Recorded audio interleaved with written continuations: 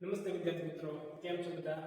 વિદ્યાર્થી મિત્રો, આપણે હવે પહેલો પ્રેક્ટિકલ તમારા પ્રાયોગિક પરીક્ષા પ્રેક્ટિકલની અંદર છે ખ્યાલ હતો કે ભાઈ કેમેરોફોરનું ઓક્ઝેલિક એસિડની સાથે ટાઇટ્રેશન, વોલ્યુમેટ્રિક ટાઇટ્રેશન એટલે કે કદમાપક પૃથ્થકરણ. એમાં જો પહેલો પ્રેક્ટિકલ છે એ આપણે આજે શીખવાનું છે. બીજો પ્રેક્ટિકલ છે મેં એનો ઓલરેડી વિડીયો છે એ મૂકી દીધો છે. તમે એ વિડીયો ન જોયો તો પણ એ વિડીયો તમે જોઈ શકો છો. અને એ લિંક તમને ડિસ્ક્રિપ્શન બોક્સમાં આપી દીધી.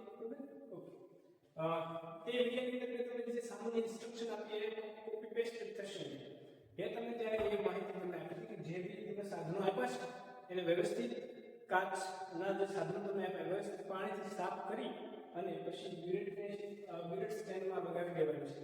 યાદ રાખજો, આ જે બ્યુરેટ છે એ બ્યુરેટને રિંચ કરવાનું ભૂલતા નહીં અને નીચેનો પરપોટો દૂર કરવાનું ના ભૂલશો. શું કરશો આપણે?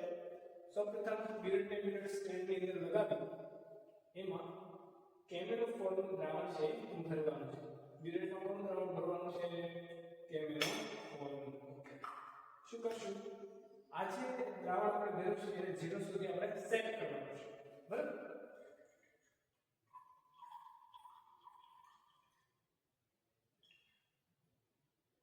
ઓકે, આ 0 સુધી સેટ થઈ ગયું છે. યાદ કરો, આ આપણે પ્રક્રિયા પહેલા પ્રેક્ટિકલમાં પણ કરી લીધી. હવે શું કરશું? તમને ઓલરેડી આ જે બીકરની અંદર કેમેરોફોરનું દ્રાવણ અને બીજા બીકરની અંદર ઓક્ઝેલિક એસિડનું દ્રાવણ છે ઓલરેડી આપેલું જ હશે. એમાંથી તમારે શું કરવાનું છે? પિપેટની મદદથી શું કરવાનું છે? યાદ છે તમને શું છે? અહીંયા કાપો હોય, બરોબર ને? એ કાપા સુધી તમારે 10 અંદર મુખ વડે લેવાનું છે. ઓકે, ચાલો.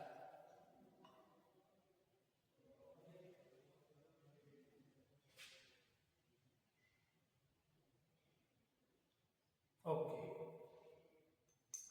ચાલો આપણે છે શું કર્યું છે? 10 ml છે લઈ લીધું છે. હવે શું કરશો? યાદ કરો, એમાં આપણે એક અડધી ટેસ્ટ છે H2SO4 નાખવાનું. યાદ છે? તો આમાં પણ આપણે એક ટેસ્ટ જો યાદ રાખતા હોય, એક ટેસ્ટ છે આપણે H2SO4 છે એ કરવાનું છે. ઓકે, તો એક ટેસ્ટ છે જનરલી શું કરશો આપણે આમાં H2SO4 છે જેથી કરીને પ્રક્રિયા ઝડપી થાય. ઓકે, ત્યારબાદ અહીંયા એક સ્ટેપ વધે છે વિદ્યાર્થી મિત્રો, જે તમે દ્રાવણ લીધું છે જે બીકરની અંદર કરશો કોનિકલ ફ્લાસ્કમાં છે એને તમારે બર્નરની મદદથી 50 થી 60 ડિગ્રી સેલ્સિયસ સુધી એને ગરમ કરવાનું. શું કરવાનું છે? ગરમ કરવાનું. કાંઈ વાંધો નહીં. તો આપણે એને શું કરીશું? બર્નર ઉપર ગરમ કરવાનું છે. યાદ રાખજો, જનરલી 1 મિનિટ સુધી ગરમ કરવાનું. કેટલા મિનિટ સુધી? 1 મિનિટ સુધી. ટાઈમ છે તમે નોંધી શકો. અથવા એ જે 50 થી 60 ડિગ્રી સેલ્સિયસ ગરમ થઈ ગયું કે એ આપણે ખ્યાલ કેમ આવ્યો? આ જે કોનિકલ ફ્લાસ્કની જે નેક આવે ગરમ ત્યાં છે બાષ્પના ટીપા બાજુ પડે. બરાબર? એટલે સમજી જવું કે એ 50 થી 60 ડિગ્રી જેટલું ગરમ થઈ ચૂક્યું છે. યાદ રાખજો, વધારે છે ગરમ ન કરશો. જલ્દી 1 થી 1 મિનિટ જેવો ટાઈમ લેતો હોય છે. બરાબર?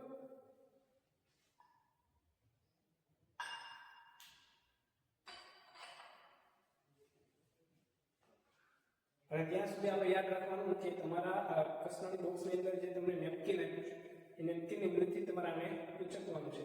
એમને ઉચકતા નહીં, અધરવાઇઝ છે તમે દાજી જશો. બરાબર?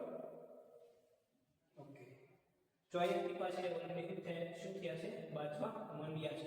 એટલા માટે હવે 1 મિનિટ શરૂ થઈ ગઈ છે, થવા આવી છે. તો આપણે તરત બર્નરને શું કરી દઈશું?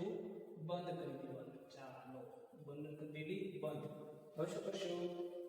હાથથી લેવાનું નથી. આ બર્નર વડે છે સોરી આથી આપણા નેપકિન છે એની મદદથી એને નીચે ઉતારવાનું છે અને પછી કેમેરોફોર છે એની સાથે એનું ટાઇટ્રેશન કરવાનું છે.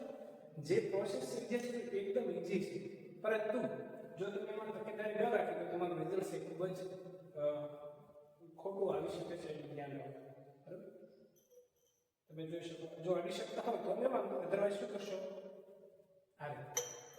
શરૂઆતમાં તમે જેવું એડ કરશો ત્યારે તમારા દ્રાવણનો રંગ છે એ ગુલાબી રંગનો આવી જશે, એટલે ગભરાવું નહીં. બરાબર? રીડિંગ તો તમને દ્રાવણ ખોટું નથી મળ્યું. જો આ કલર આવી ગયો ને, થોડો સમય થશે એટલે આ કલર છે ઓટોમેટિકલી જતો રહેશે. તો તમને એમ થશે કે આવું કેમ થશે? બરાબર? જો આમાં જે આની અંદર સ્ટેડી કલર એટલે કે ભાઈ સ્થાયી કલર રહે ત્યાં સુધી ટાઇટ્રેશન છે તમારે કરતું જવાનું છે. ટીપે ટીપે ઉમેરતું જવાનું છે અને જોતું જવાનું છે. બરોબર, હલાવતા જાઓ, જોતા જાઓ, હલાવતા જાઓ, જોતા જાઓ.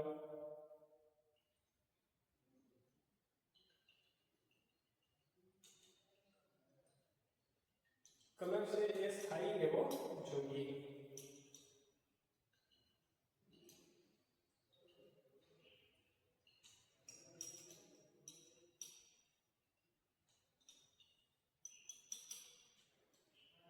જો મેં 10 ml પર નાખી દીધું છતાં હજી કલર આવ્યો નથી.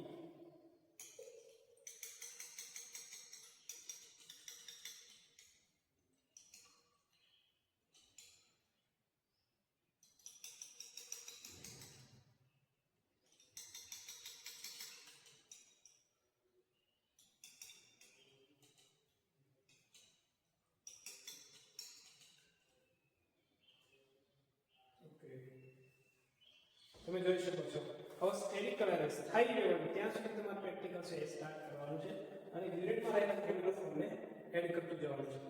જ્યારે આવો સ્ટેડી કલર થઈ જાય અને સ્થાયી કલર થઈ જાય ત્યારે તમારું રેડિંગ છે આવી જાય.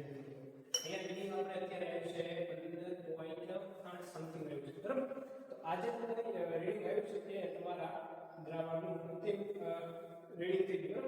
આ કેમેરા ફોર્મ કેટલું કદ વપરાણું છે એના આધારે આ કેમેરા ફોર્મના કદને આધારે તમને આજે ઓક્ઝેલિક એસિડ છે એનું કદ તમે 10 ml લીધું.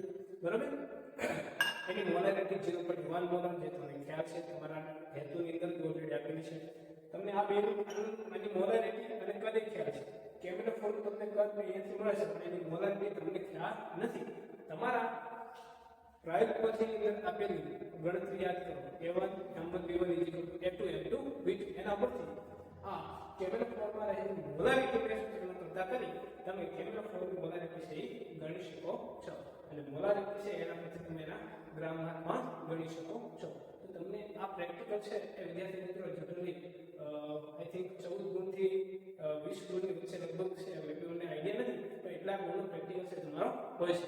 એટલે આ પ્રેક્ટિકલ છે એ તમારા માટે અગત્યનો છે. અને પ્રેક્ટિકલ આ બે પ્રેક્ટિકલ છે કેમેરા પર વિશેષ ઓક્ઝેલિક એસિડ અને કેમેરા પર વિશેષ મોહર સલ્ટ બંને પ્રેક્ટિકલમાં એક પ્રેક્ટિકલ ફરજિયાત તમને પૂછાવાનું છે.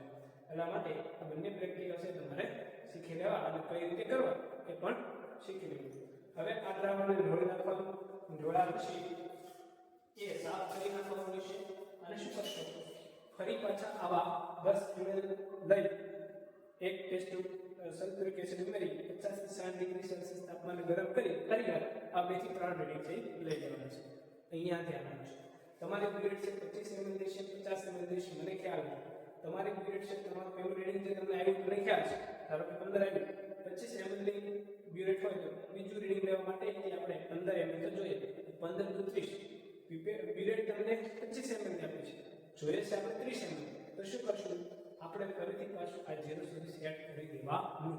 જો 25 ml ની પીરિયડ હોય તો 50 ml હોય તો તમારું બીજું રેડિંગ છે આસાનીથી લેવાય જશે. અને વિદ્યાર્થી મિત્રો ખાસ ધ્યાન રાખજો. ઓકે, તો અહીંયા આપણો આ પ્રેક્ટિકલ છે પૂરો થાય છે. વિદ્યાર્થી મિત્રો તમારી સાથે ભણતા જેટલા બી વિદ્યાર્થી મિત્રો છે તમારા બરાબર એ બધાને આ વિડીયો છે શેર કરી દેજો જેથી કરીને તમારા મિત્રો પણ આ વિડીયોનો લાભ લઈ શકે અને પ્રેક્ટિકલ સરળતાથી શીખી શકે. આવા અન્ય બીજા જે પ્રેક્ટિકલ કેમિસ્ટ્રીનો પૂછાય છે એના વિડીયો પણ આપણે મૂકવાના છીએ. તો વિડીયોને અંત સુધી જોતા રહેજો. ત્યાં સુધી બાય બાય.